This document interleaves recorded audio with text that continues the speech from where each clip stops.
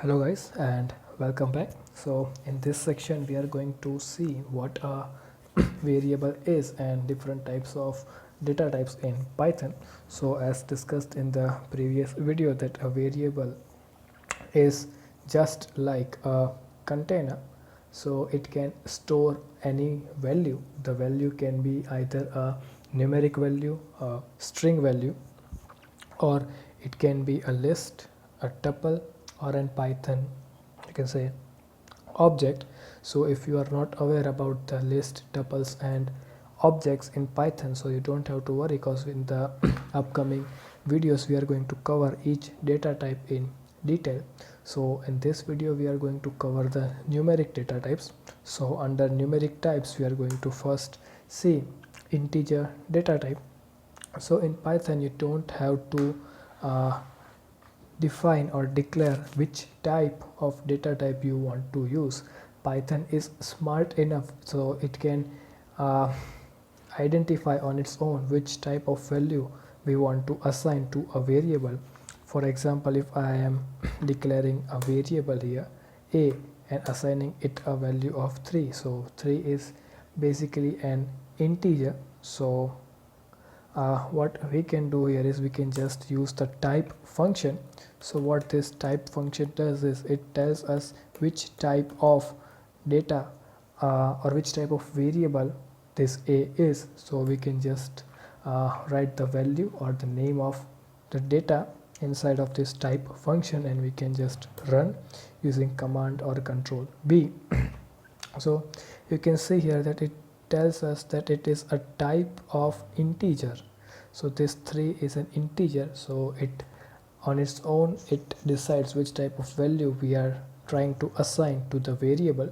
So let me just define here one more variable. Let us call it b, and I am going to assign it a value of 5. So what we can do here is we can use these variables and we can perform all the arithmetic functions which we can do in the other programming languages. So I'm going to use all those arithmetic functions inside of the print function.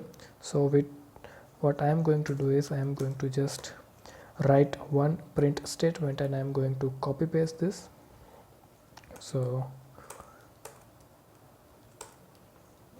okay, so first I am going to use it for addition, then subtraction, then for multiplication, then for division, and the last is for modulo. So if you don't know what modulo is, so modulo is an operator which is used to, I can say, it gives us the output or the remainder when we divide a number by another number.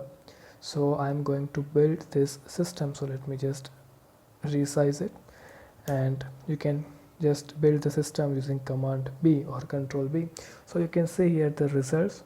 For addition it gives us 8, for subtraction -2, and similar results. So that was all for the int data type.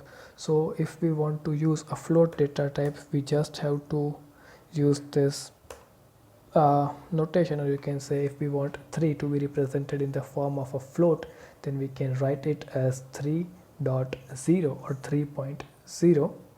So let me just run it again. So you can see now it tells that it is a type of float variable. So the result is same, except for the output is being shown in the float format or a decimal format. So you guys might be wondering that why are there not any short int, long int type of data types in Python. So if you want that, I should make a separate video on that. So you can just write down in the comment section, but we don't require that many type of data types in Python. So we are going to limit ourselves using only a limited amount of data types. So the next type which we are going to discuss is the complex number. So most of people are unaware about this data type. So what we can do here is we can just define here two variables. I am going to name them as number 1, and let us give it a value of 2 plus 3j. Sorry. Okay, so what this complex number is, so you can just consider it as if you are aware about a Cartesian system. So this 2 represents the x coordinate, and this j represents the y coordinate, 3j represents the y coordinate. So in a complex number, this 2 represents the real number and this 3 represents the imaginary number. So I'm not going into the mathematical concepts of a complex number, but let me just write another complex number, and I'm going to give it a value of 3 plus 5j. And let me just, okay, so we don't have to use semicolons in Python.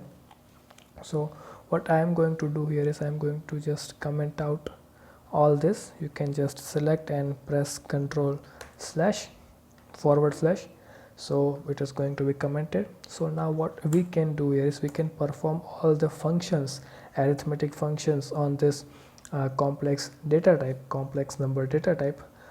You can check on Google if there are any limitations using the complex number for the arithmetic operations. So what I am going to do is I am just going to perform addition for these two complex numbers. So I'm just going to write num1 and num2 inside of the, let's say, print function. Okay, so we want to just print the result. So you can see it returns 5 plus 8j, which is correct. So if you know about the multiplication of complex numbers, so you can just check out for the multiplication also. So whenever I'm going to multiply these two numbers, so it tells me that the output should be -9 plus 19j. So you can check out on your own. Similarly, you can perform other operations such as division. Okay, so it gives a quite a big number, and also you can use the modulo. Okay, so okay, it gives the result. Okay, we are assuming that this result might be the true result. You can cross verify on your own. Also, we can use the exponential operator, which is represented, or which we can use by this double asterisk sign. So I'm going to just build the system, and it is going to show me a result which I am not going to verify, and I'm assuming that this is the right result. So that was all for the numeric data types, and in the next video we are going to see about the string data types. So till then,